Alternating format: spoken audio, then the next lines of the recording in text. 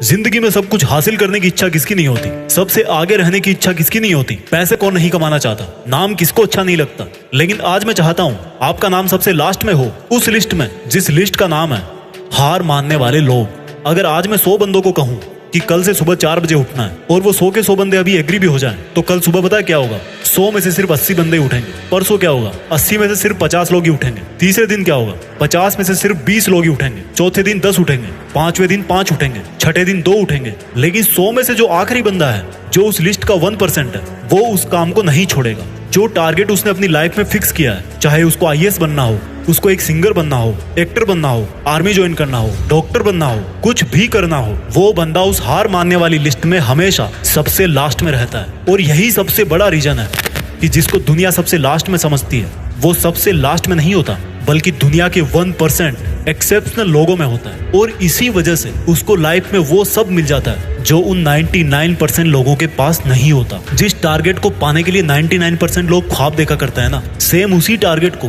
वो 1% बंदे हासिल कर लेते हैं जिन्होंने अपने 99% सुखों का त्याग कर दिया। 100% तो कोई भी नहीं होता, लेकिन परफेक्ट बनने का इरादा 100% होना चाहिए। और कुछ लोग तो उन 1% के भी 1% में होते हैं, लाखों में एक होते हैं, करोड़ों में एक होते हैं, पूरी दुनिया में गिने चुने होते हैं।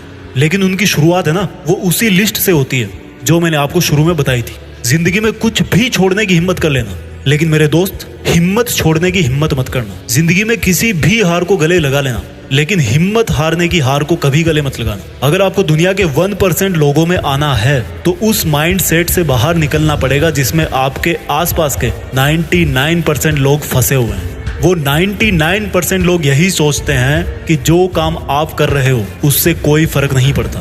लेकिन मैं कहता हूँ फर्क पड़ता है मेरे भाई।